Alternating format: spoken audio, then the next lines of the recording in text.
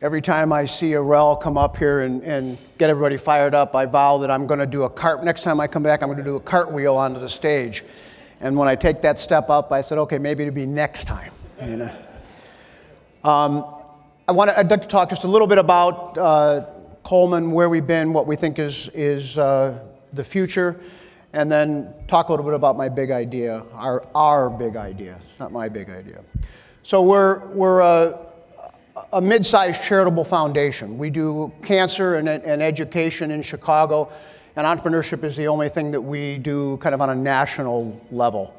When we first got into this, and you know, Tom, you're going to agree to this, I'm sure, it was all about awareness. The expectation rate was so low. If you could find 3 people in the room that could spell entrepreneurship, it was a home run.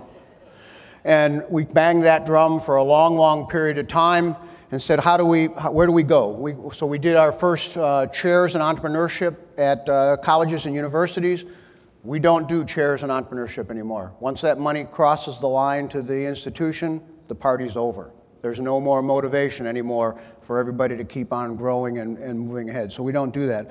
We do programs these days, 2, 3, 4 years long, impact on campus, investing in professors and individuals, and if the professor changes schools, we have an opportunity to follow them.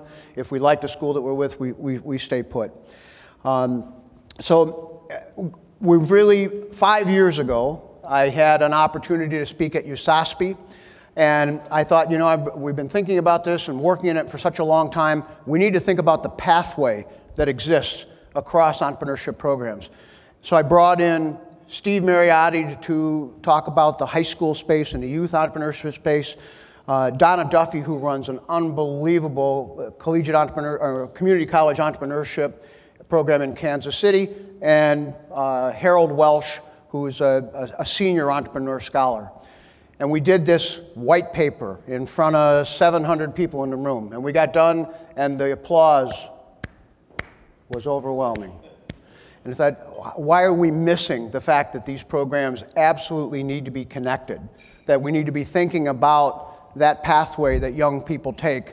How do we encourage them to get in? How do we create a sufficient number of entrance points and exit points along the way so that they can experiment? There's a paper floating around here, and a professor sent it to me, Dr. Kumar, talking about disconnects between educational programs and what entrepreneurs need.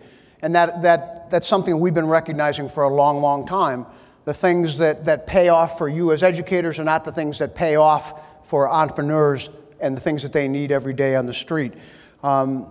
We don't do a really good job at education conferences reaching out to entrepreneurs and engaging them, and entrepreneurs aren't the best users of that particular kind of research. So that really is something that we need to work on. When we first got into entrepreneurship in 1981, the professors and the entrepreneurs in the room, they were rock stars. They were the renegades. They were the people nobody knew what to do with.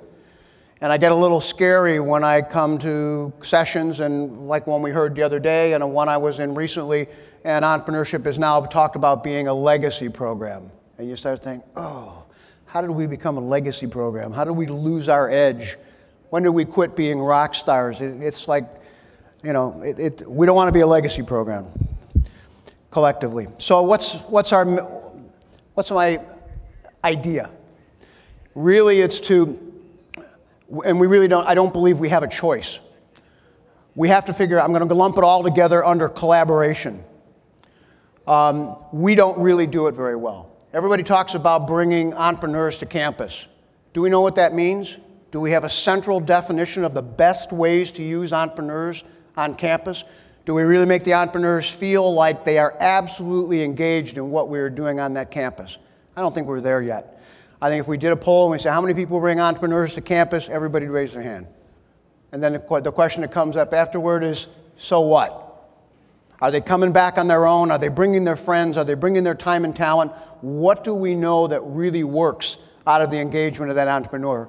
Are we looking at our alumni and saying, I don't know about you guys are all here this morning early. after our cruise last night. So I would guess you guys are already in the boat and all doing it. But I know in plenty of other places, we don't know who our alumni are. We approach them in the same way on a regular basis. It's time for you to give money. But we don't know who the owners are. We don't know what their trials and tribulations are. We don't bring them back on a regular basis to connect them with the kids in a really, truly meaningful way. So, unfortunately, I was talking to somebody last night, and we were talking about the perils of involving your development office with entrepreneurs. Because there's always a hidden agenda for the development office. It's not your agenda. It's not the entrepreneur's agenda. So you really need to make sure that's protected when it comes to campus.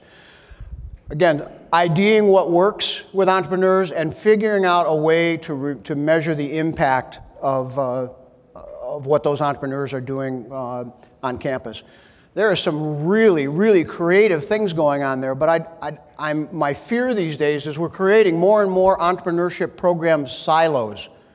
We believe individually that we're the only ones that have these kind of skills, and we're the only ones that have these kind of problems. So I have to fight for it and deal with it myself. I'd like to say that there was more money coming into entrepreneurship these days, but I don't see it. I'm really afraid that we're taking a finite pie and we're cutting it up in smaller and smaller discrete pieces and not working out ways to absolutely work together. So programmatically, we have to figure out ways to do the things that each one of us do best in concert with other people. And then use that as a leveraging point to go out to the community, to foundations, and give them a reason to come into the boat. I don't think there's a person in this room that would disagree with the fact that we need more entrepreneurs in the space. Somehow we have failed to attract their imagination in the numbers that we need them engaged. And if you say, well, why is that? I don't have a nice, tidy 25-cent answer for you. I think we're missing the boat on a number of fronts. As we go together forward, we need to figure out collectively how to overcome that shortfall. Because if we don't, they're going to be attracted away by other worthy causes that do not allow us to create the next generation of entrepreneurs. They have to be at the table. We need to challenge them, encourage them, and say, we can't do this without you. We're stuck with developing proxies to success if they're not in the room. We absolutely have to engage them. And the other part of the collaboration absolutely comes from our side of the aisle. You know, Tom and I have spent some time talking about this, and we got to probably spend some more time talking about this. Everybody gets so busy and says, you know, I'm going to call Tom back next week, and by God, we're going to hit that home run that we're talking about. And then all of a sudden it's a month, and I said, you know, I didn't call you last week. Foundations can be very, very critical of what goes on out there. We have our own feet of clay that we need to overcome. We need to be able to find the rest of the foundations that are out there. Philanthropy Roundtable, Association of Small Foundations, Council on Foundations. The majority of foundations that are out there, who are they started by? Entrepreneurs. Where do they give their money? Everywhere else. Why is that? We need to figure out how to bring those organizations to bear.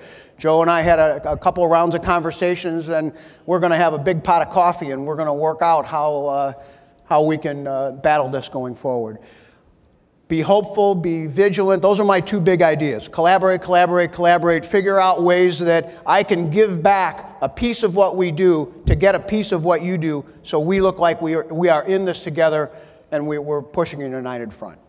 That's my idea.